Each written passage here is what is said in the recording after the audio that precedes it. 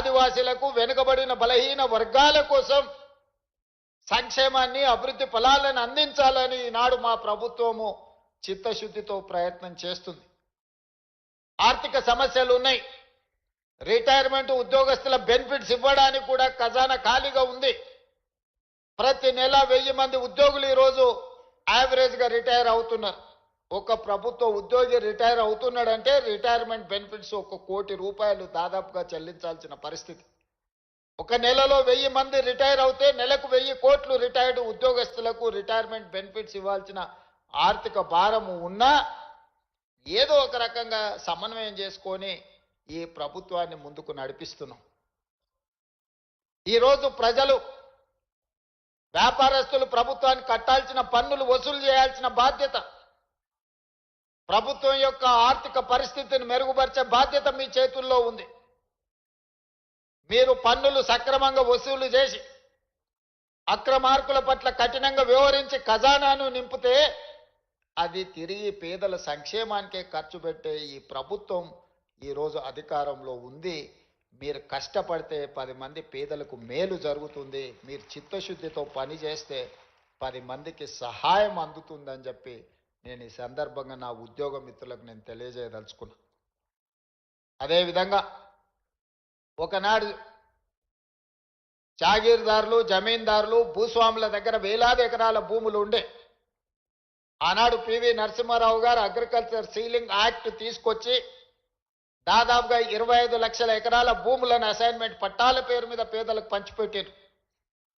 ఆ పట్టాలు ఈరోజు పట్టు తప్పుతున్నాయి, పట్టాలు తప్పుతున్నదని మిత్రుడు కాసిం చెప్పిండు.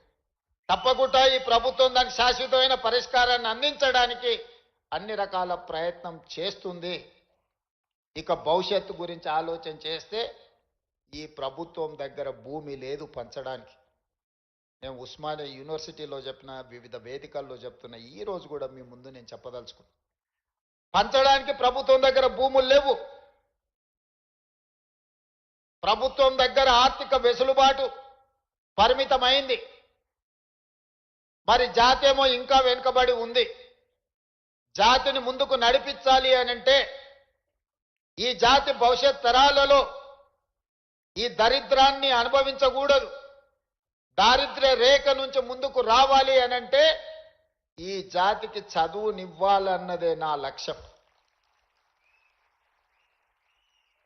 ముందు నుంచి పంచడానికి భూములు లేవు, నజరలాన్ని చెల్లించడానికి నగదు లేదు.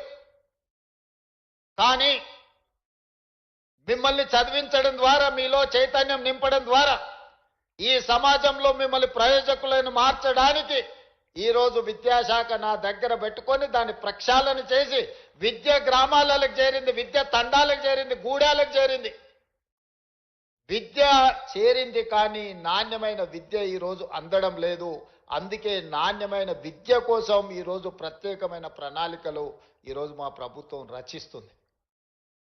ఒకప్పుడు కరువు, మట్టి తిని బతికిన రోజులు ఉన్నాయి.